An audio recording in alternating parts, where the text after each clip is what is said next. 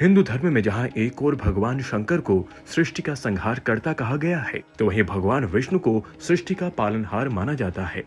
ऐसे में विश्व कल्याण के लिए इन दोनों देवों की उपस्थिति अनिवार्य है। परंतु सोचिए, यदि कोई युद्ध स्वयं भगवान शिव और विष्णु के बीच हो, तब सृष्टि का विनाश होना तय है। ऐसे में आज हम आपसे एक ऐसे ही युद्ध का जिक्र करने जा रहे हैं, जो कि भगवान शिव और विष्णु के मध्य हुआ था।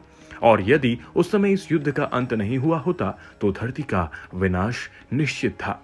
अभी तक आपने हमारे चैनल भारत की कथाएं को सब्सक्राइब नहीं किया है, तो सबसे पहले सब्सक्राइब कर लें। तो चलिए शुरू करते हैं आज की कथा। शिव पुराण के अनुसार भगवान शिव और विष्णु के बीच हुए इस भीषण युद्ध की दो पौराणिक कथाएं हैं, जो कि आपस में एक दूसरे से परस्पर जुड़ी हुई हैं। तो आइए इस बारे में विस्तार से जानते हैं।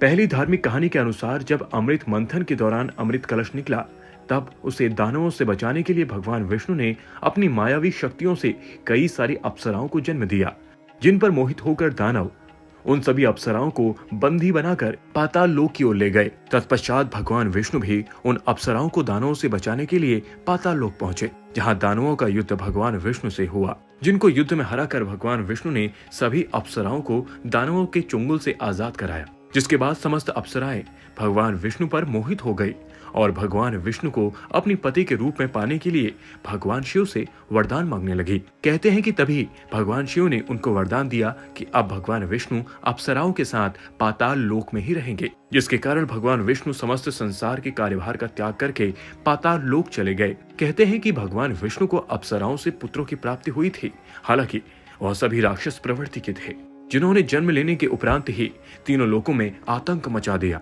जिस पर भगवान शिव ने सभी देवताओं के आग्रह पर भगवान विष्णु के सभी दैत्य पुत्रों का सर्वनाश करने की ठानी, जिसके लिए भगवान शिव ने स्वयं वृषभ नामक बैल का अवतार लिया था, जो कि भगवान शिव के 19 अवतारों में से एक था। भगवान शिव के बैल रूपी इस अवतार ने पाताल लोक जाकर भगवान विष्णु के सभी पुत्रों का वध कर दिया।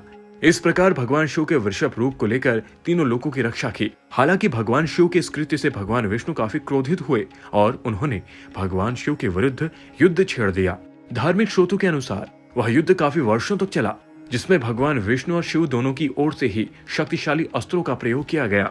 लेकिन न तो इस युद्ध में भगवान शिव की विजय हुई और न ही भगवान विष्णु की, जबकि भगवान शिव और विष्णु के युद्ध के कारण धरती का संतुलन बिगड़ गया था। ऐसे में धरती की रक्षा के लिए गणेश देवता ने पाताल लोक की अप्सराओं को उस वरदान से भगवान विष्णु को मुक्त करने के लिए कहा, जिसके वशीभूत होकर भगवान विष्णु अपने कर्तव्यों को भुला बैठे थे।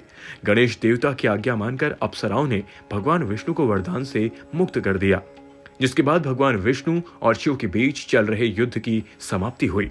तत्पश्चात भगवान विष्णु पाताल लोक से विष्णु लोक लौट आए और उन्होंने वहां भगवान शिव की आराधना की। कहा जाता है कि इस दौरान भगवान विष्णु को शंकर भगवान से सुदर्शन चक्र की प्राप्ति हुई, क्योंकि भगवान विष्णु अपना सुदर्शन चक्र पाताल लोक में ही छोड़ के आए थे। दूसरी धार्मिक कथा के अनुसार कहा जाता है कि जब माता लक्ष्मी ने अपने पिता समुद्र देवता से मिलने पहुंची, तब उनके पिता काफी चिंतित लग रहे थे।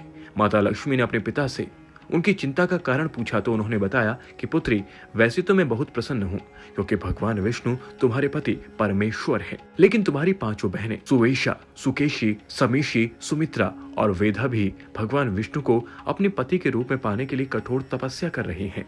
यह सुनकर माता लक्ष्मी भी चिंतित हो जाती है और तुरंत ही भगवान विष्णु के पास जाकर उनसे यह पूछती है कि स्वामी, मेरे संपूर्ण हृदय में आपका वास है, परंतु आपके हृदय में किसका वास है?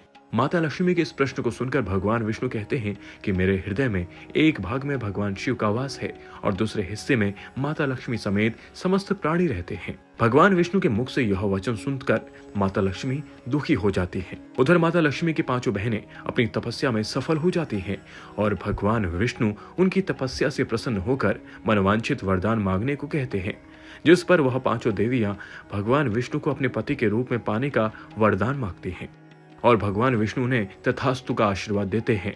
साथ ही वह उन पांचों देवियों के साथ पाताल लोक में वास करने लगते हैं। भगवान विष्णु के पाताल लोक जाने के बाद संपूर्ण संसार का संतुलन बिगड़ने लगता है, जिससे चिंतित होकर माता लक्ष्मी भगवान शिव के पास जाती हैं, जहां माता पार्वती उनसे कहती हैं कि हे देवी, आप यह निश्चित ही जानती हैं कि भगवान विष्णु जगत के पालनहार हैं।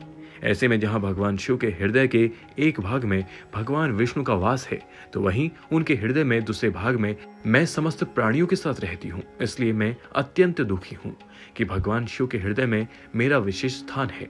ठीक उसी प्रकार से भगवान विष्णु के हृदय के एक भाग में आपका भी विशेष स्थान है।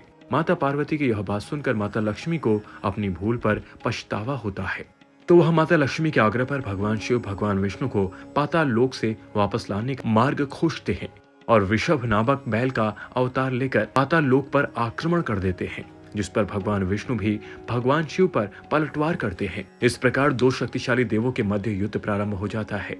यह भगवान विष्णु युद्ध के दौरान महादेव पर नारायण अस्त्र का प्रयोग करते हैं, तो वहीं भगवान शिव भी भगवान विष्णु पर पशुपत अस्त्र का प्रयोग करते हैं।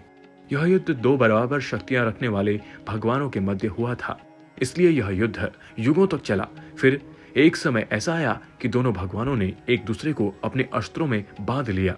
परिणाम स्वरूप गणेश देवता ने पाताल लोक जाकर पांचों देवियों से कहा कि वह भगवान विष्णु को अपने वरदान से मुक्त कर दें, तभी यह युद्ध समाप्त हो पाएगा, जिससे समस्त सृष्टि का संतुलन भी ठीक हो जाएगा। गणेश देवता की बात मानकर पांचों देवियों से भगवान विष्णु ने कहा कि आप जगत के पालनहार हैं, आपको हम अपने वरदान से मुक्त करते हैं।